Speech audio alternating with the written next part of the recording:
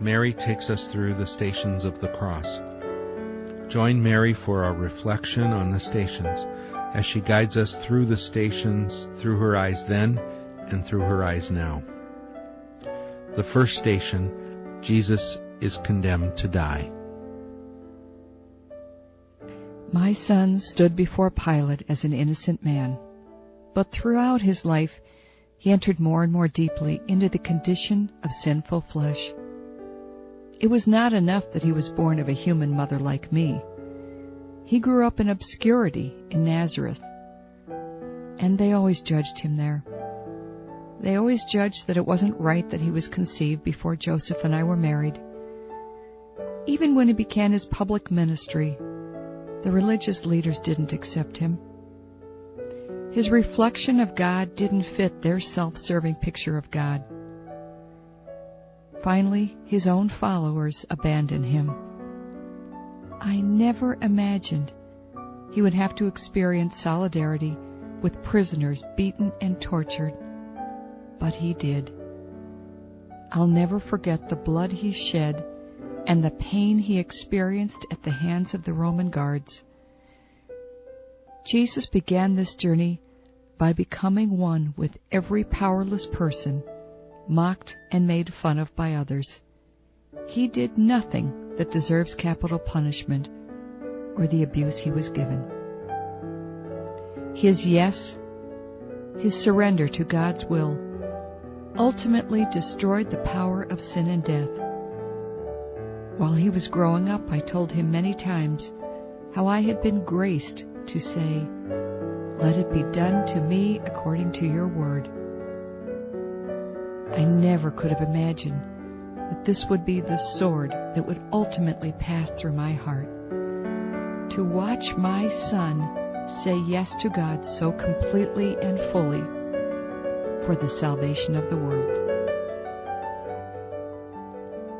Now that he is condemned to death, reflect with me on each station of his journey, entering more and more completely into our humanity and death itself. Let's ask for God's grace to be with him and to accompany him on his journey to more fully understand it and be more fully grateful for its gift. The second station, Jesus carries his cross. My son was forced to carry the cross on which he would be nailed, ridiculed, and executed. We must pause here to remember what it represents. For this journey, he takes up the weight of all of our crosses, all of our senseless suffering, and the weight of all the sin in the world, past, present, and future. Each step he took cut deeply into his already battered shoulders. I couldn't believe he could manage even a few steps. We can look back now and remember that this is all for us. Each of us can say it was for me. As we imagine each step he takes, we can pause now to say thank you in our own words, deep in our hearts. The third station, Jesus falls the first time. I can barely express to you what it was like to see my son fall under the weight of that cross. Everything within me wanted to make them stop. This was already too much, but there was nothing I could do but watch him lay on the ground. Of course, I now know that if he was to enter completely into our lives, he would have to surrender to the crushing weight of the burdens so many in their world suffer. All the people of the earth who are overcome by unfair burdens will always know that laying there on the ground, Jesus knew and would always understand their powerlessness. Unable to get himself up, he entered into and forever understands our fatigue and whatever unfairly defeats us. I understand your sorrow and feeling of guilt at reflecting on my son's way to Calvary. Please, just be grateful My Son simply wants us to remember how He loved then and loves us now. This is all about His mercy and the gift of life we have in Him. The fourth station, Jesus meets His mother. As I pushed and shoved to move through the crowds to be as close to my son as I could, we came to a place in the road where He stopped. He saw me, and we looked into each other's eyes. I didn't want Him to see my tears or know my pain, but I long ago accepted how thoroughly He knew me.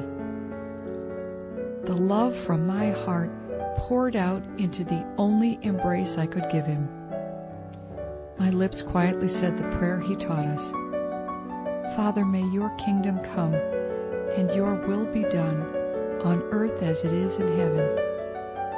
He nodded so slightly, took a deep breath, and moved on up the hill.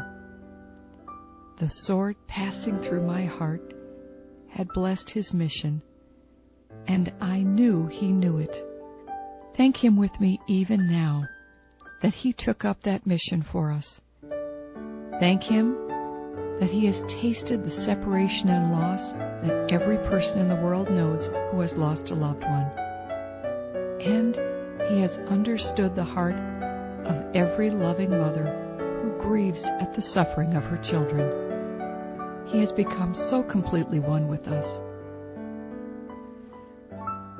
The fifth station, Simon helps Jesus carry His cross. Now reflect with me on what it must have been like for my son to simply not be able to carry the cross any further alone. I was so relieved that he was getting help at the time, even though my heart went out to Simon, who was drawn into Jesus' journey. As we look back, we can give thanks that Jesus entered into our lives. Even in this gesture of help, Jesus came to know the experience of all of us who must depend upon others who can't make it alone. Even in this final journey, Jesus would not even have the satisfaction of being able to do this on His own. Let's pause for a moment to express to Him now whatever is in our hearts. The sixth station, Veronica wipes the face of Jesus. I can't describe His face with the blood and the sweat and the bruises and swelling from beatings. As a mother, I can hardly tell you that there was even spit on His face. It was the face of solidarity with all who have ever experienced abuse and violence. Then, out of the crowd came a woman whose compassion for my son was so great that she pushed past the Roman soldiers and wiped his face with her veil. Oh, how I loved her for that. The look between them touched me deeply. His clean face, for a moment, revealed the loving face of the son I loved. As he smiled at the woman and continued on the journey, those of us nearby looked at her veil and saw the gift he gave her. There on her veil was a stunning likeness, a true icon of the cost of his sacrifice and the depth of his solidarity with all who suffer. This image is his gift to us forever, to always contemplate his likeness, his union with us in our worst rejection and suffering.